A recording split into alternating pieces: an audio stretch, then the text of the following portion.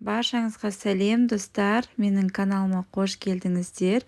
Бүгін өте ерекше кешкі асқа арналған французша ет әзірлейтін боламыз. Ең алдымен ыдысымызға тартылған етімізді салып, үстіне тұз, бұрыш салып, жақсылап тұрып қолымызбен араластырып алатын боламыз. Етіне бұрышымен тұзы сіңуі керек. Одан кейін картопты ашып алып, осылай дөңгелетіп турайтын боламыз. Менде 7-8 картоп кетті. Одан кейін пиязымызды турайтын боламыз. Дөңгелектетіп барлық заттарды осылай алдымен турап алатын боламыз. Одан кейін формамызға осылай картоптарымызды қойып шығатын боламыз. Барлығын жазып болғаннан кейін үстіне тұз себетін боламын. Содан кейін майонезді жағатын боламын. Майонез жағып біткеннен кейін үстіне тартылған етімізді жайып шығатын боламын. Мен осылай қолыма перчатка киіп алып, барлығын жайып шықтым.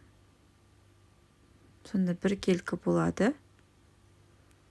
Одан кейін үстіне жаңағы туралған пиязымызды сеуіп, жақсылап жазып шығам. Пиязымның үстіне тағы да майонезімді сеуіп, тағы да картошкамызды жазып шығатын боламын.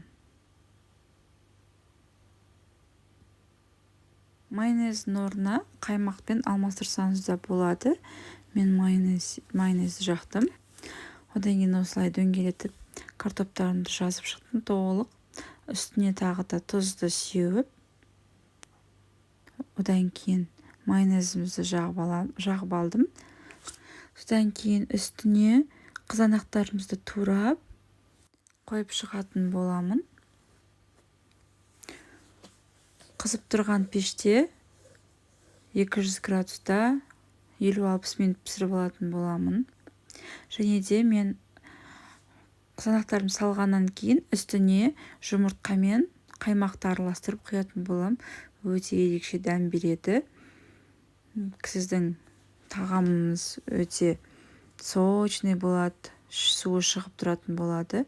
Осылай 2 жұмыртқаға 3 ас қасық қаймақ құйып, араластырып, осылай бетіне құйып шығатын боламын.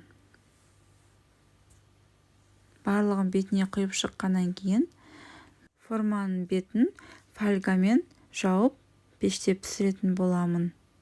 Сол кезде өте жұмсақ болып пісетін болады.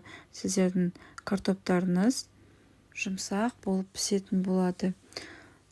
Біздің тағамыз дайын болғанша осылай сырды үккіштен өткізіп дайындап қоятын боламын. Тағамыз піскеннен кейін осылай үстіне сеуіп, тағы да пешімізге 5 минутқа қойып аламыз. Сырымыз ерігенше. Барлық керек заттарды описание бөліміне жазып қалдыратын боламын. Міне біздің тағамыз дайын, өте дәмді, картоптары, еті бәрі керемет болып пісіп шығатын болады. Жасап көріңіздер, сіздерге ұнайды деген ойдамын. Видеоның соңына дейін қарағандарыңызға рахмет.